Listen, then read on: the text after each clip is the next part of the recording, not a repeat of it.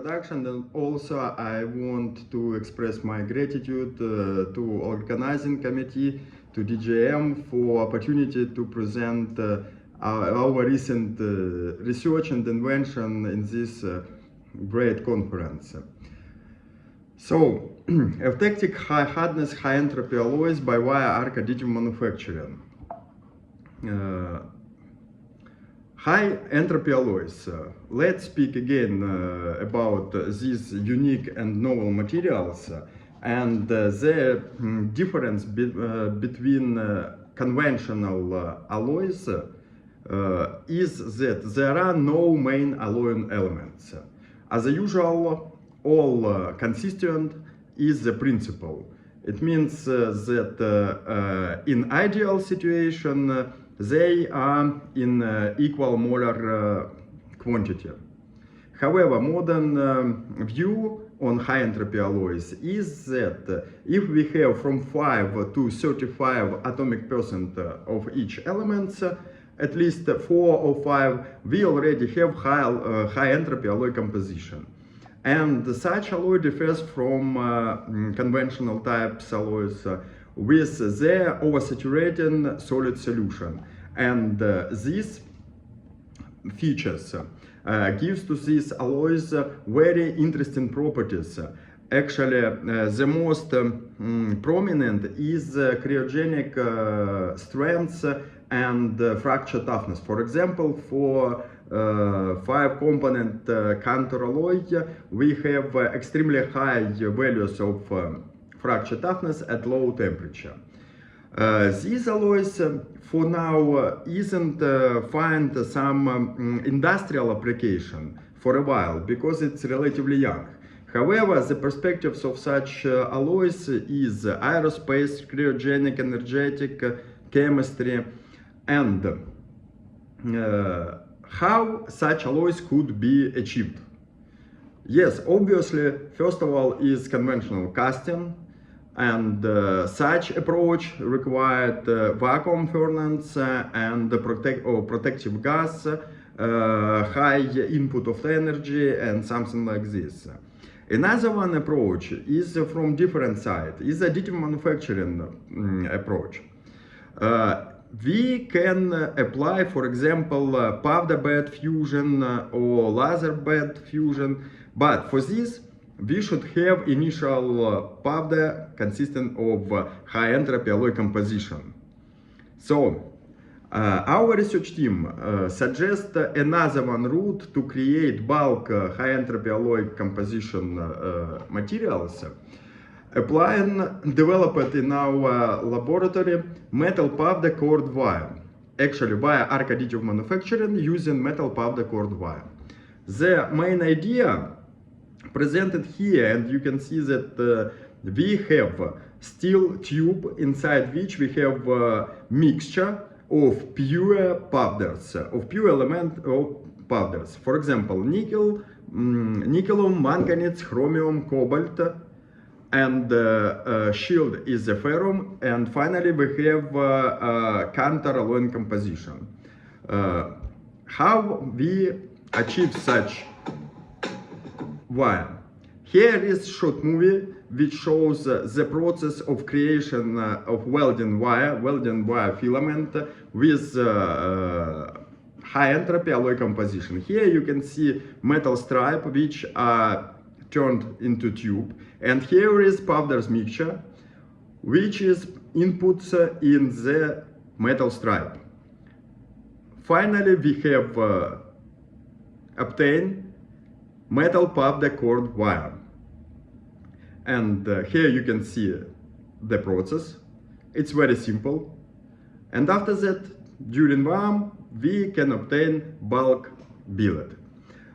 What kind of direct energy deposition process we can apply for this particular wire? Actually, gas metal arc welding, conventional, TIG welding, and a little bit I will speak about atomization from Amazment firm, which is developed by team of Lukasz Zdrodowski. namely the process of bulk billet obtaining. Here is the scheme of wire arc additive manufacturing. This is a multi-layer deposition and the working parameter of gas metal arc welding. Our wire filament have size cross-section 2.4 millimeters, and for such welding wire it is required welding current approximately 300-350 amperes. And in this case we can obtain bulk billet with dimension of 150 millimeters per 15 millimeters per 25 millimeters. For improving the conventional counteralloys, we go further and we have designed composition contain with refractory elements is tantalum and aluminum.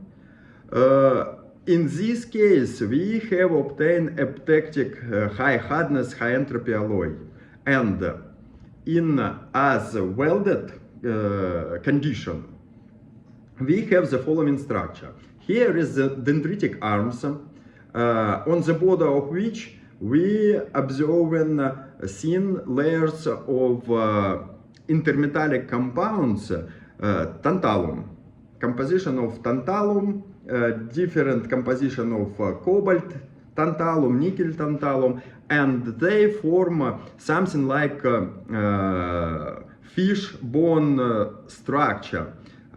You can see the shape needle-like inclusions. This is in as welded composition. Here we can see that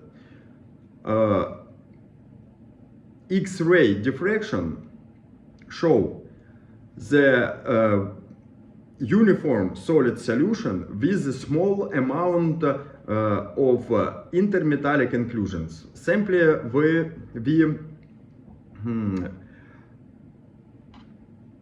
see this on a scanning electron microscopy and see this on X-ray diffraction results. Also, we have make calculation of phase composition with Professor João Oliveira from Portugal, and here we also can see that we have complex phase structure. Basic is a solid solution of FCC and incorporated with intermetallic inclusions. In as welded condition, we have very high hardness. Vickers hardness is 450.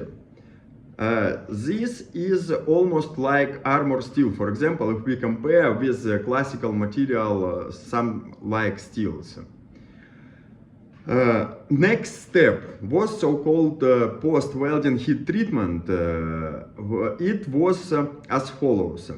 The sample was heated in the furnace up to temperature 1100 degrees of Celsius and with the time of 1 hour. After that, these samples was quenched in water. This led to dissolution of needle-like intermetallic inclusion, and as you can see on micrographs, they becomes more grain refined and more uniform distributed in a solid solution. You can see very small needle-like, crushed needle-like structure, and it is similar to Grenier-Preston zones, but the scale is quite different. It's simply analogy. And in this case, we have obtained a very interesting and very valuable result.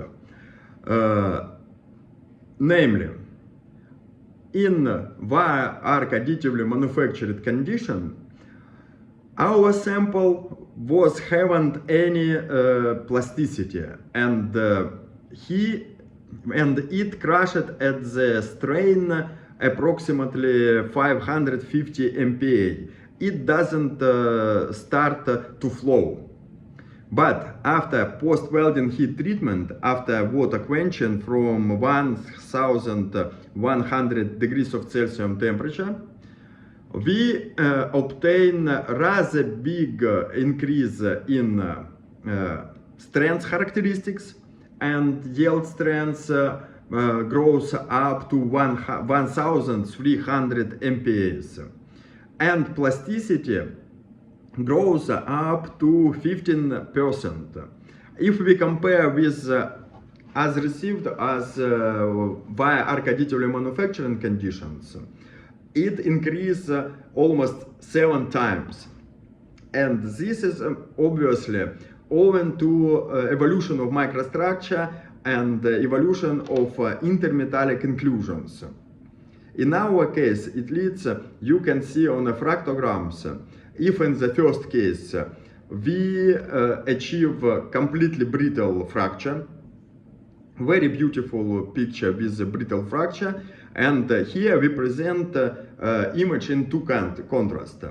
One of them is a morphological contrast, left side, you can see very sharp brittle zone, and another one in a phase contrast. And here you can see that the white zones, this is actually intermetallic inclusions which are formed in these eutectic alloys. But after heat treatment and after this water quenching procedure, we have obtained very beautiful ductile fracture and fractograms, and you see a high amount of dimples with very grains, with very small sizes. This is on morphological image, and from phase contrast image we see that intermetallic inclusions significantly grain refined and uniformly distributed through solid solution.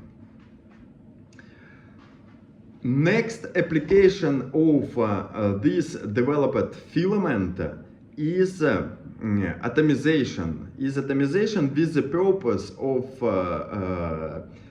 spherical particles obtaining, and such spherical particles further could be applied in additive manufacturing technologies like laser bed fusion, electron beam fusion, or something similar. For example, as in the previous report, it was cold spray technology.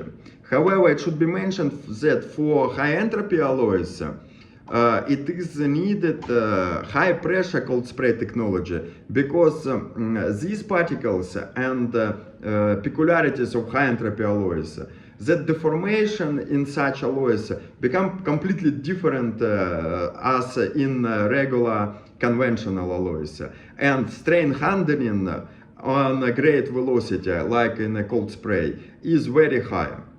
And here I want to show that from developed wire filament, metal puffed cord wire, it is possible to achieve spherical particles with uniform distribution on size and with uniform composition, chemical composition.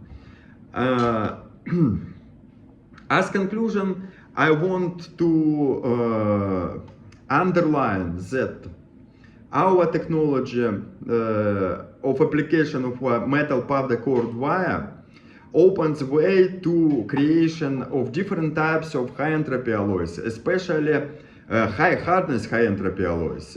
It should be noted that obtaining of high hardness high entropy alloys using solid wire, it is almost impossible, because to obtain solid wire it is very difficult task.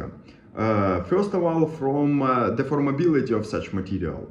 In our case, we propose to exchange the solid wire with metal puffed cord wire, and we can simply regulate the chemical composition of metal puffed mixture, and this opens way to create such unique types of bulk billets of high hardness high entropy alloys. Obviously, such material are very brittle in as received condition. However, wise heat treatment opens way to increase plasticity of these materials.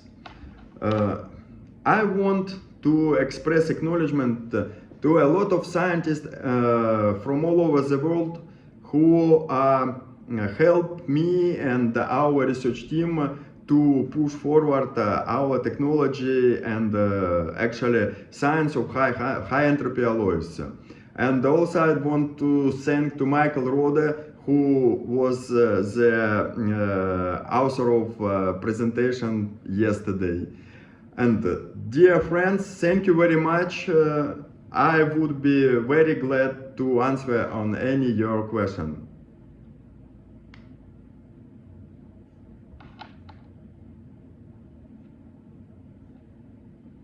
Yes, thank you very much, Mr. Zabrovev.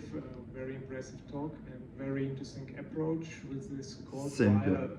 In the last 2 days, we have heard a lot of presentation on mixing different powders, like in situ alloying, and this is kind of different and very promising approach, I think. So we have some time. I think this is the first one.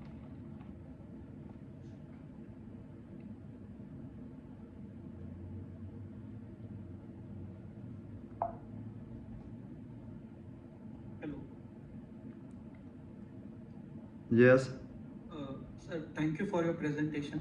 I have recently seen your work on ultrasonic powder fabrication using this wired technique. So, have you tried it with, some addition of a refractory element in that, specifically like a tantalum or tungsten in that case?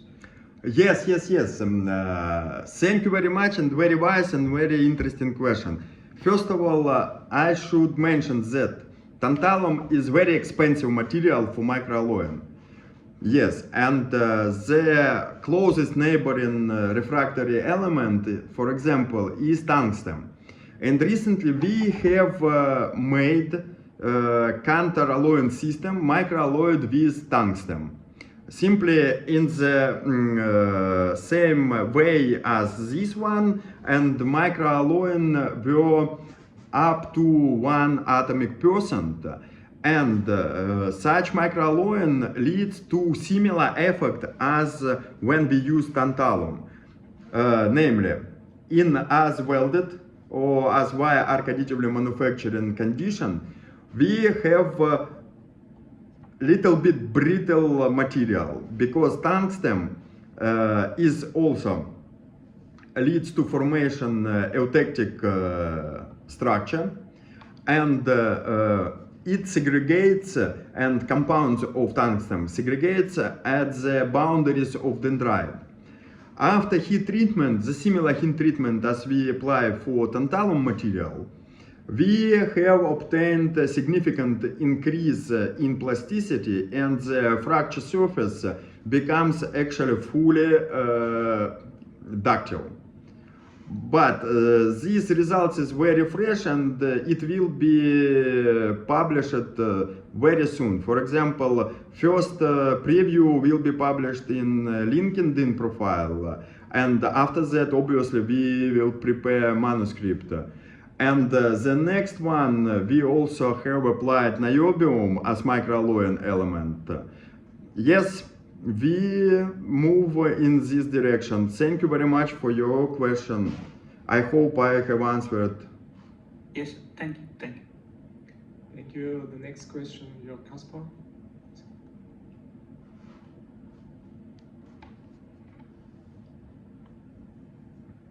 This is Jörg Kaspar from Fraunhofer IWS. I have a question concerning the cord wire.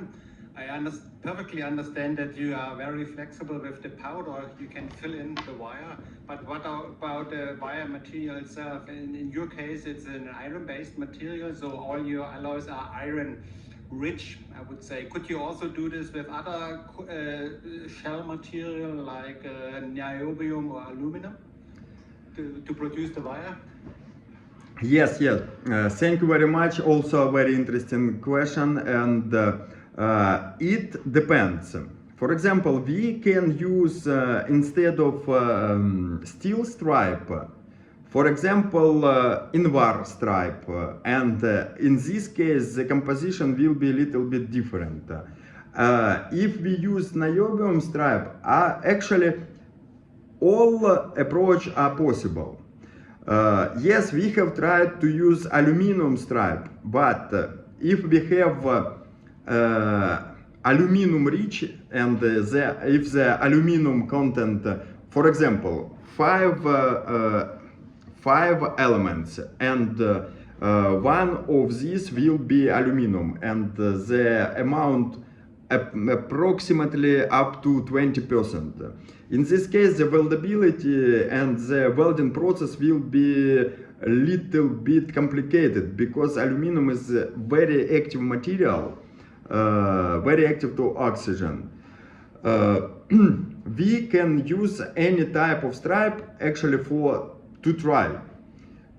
For example, if we use, for example, austenitic material, it is really difficult to obtain final product wire because this material is susceptible to strain hardening. It is very difficult to make deformation of tube from such material. And our experiments show that for a while the ferrum is the most beautiful material for tube. However, it is possible to try any other material. All depend on price. If we use ferrum stripe, the overall process is relatively cheap. But however, it is also costable because inside the ferrum tube we have composition of nickel, cobalt, tantalum. It's very expensive powders, and high entropy alloys expensive as they is. If we use for example cobalt stripe, the price will be much more greater, and the process of manufacturing will be also much more complicated. But I think that it is possible. However, the question is price. Okay, thank you. Thank you very much. Very interesting question. Yes, we have another one. Thank you. Hi, Anatoly. Thank you for the nice presentation. Thank you very My much. name is Pilar. I come from Maimén Technology Center in Spain. So I was wondering about your machine for manufacturing this cold wire. So I was wondering if it is commercial or was developed by you. And I have another short question, that is how you deal with the spooling of the wire. So I suppose that is quite rigid. So how is the quality after creating this spool? So for example, if you want a specific custom helix on the wire, so. Let me start from the end, from the second question. The quality of welding pool is quite good, and this is owing to the specific of the process. As we have wire with 2.4 millimeters in diameter, the welding current in our case is 350 amperes. In this case, we have very intense mixing in welding pool owing to Marangoni effect. And the homogeneity of chemical composition in welding pool, even in one pass, is very good. I'm sorry. And when we have made test experiment with almost 10 layers, and chemical composition was uniform from bottom to top. Obviously, we exclude first layer, which is connected and which connected with substrate, because in this case we have diffusion from substrate. But starting from the second and third layer, we have fully uniform composition. concerning the purity with non-metallic inclusions. There is no one, almost no one. The key for this is a good protective gas and the cleaning procedure after the welding deposition. And concerning the first one question, the equipment for wire manufacturing, actually for metal powder cord wire manufacturing, was developed in our institute very long time ago, actually during the USSR period, and it was used for manufacturing of conventional flux cord wires. However, we have improved them to manufacture metal powder cord wire. So actually is a custom equipment. However, if some plant or some enterprise have pilot lines for flux cord wires manufacturing, it could be reorganized and manufacture metal powder cord wire. It is possible. Okay, thank you. Thank you very much. Thank you very much. It's a great pleasure for me. Maybe And then, more thank you questions. very much, Anatoly. So May I express my gratitude to all members who asking me very interesting questions. I am very grateful for such fruitful discussion. Thank you very much. yes, thank you very much once more. Thank you. Great pleasure to have you here. So Likewise. with this, we want to close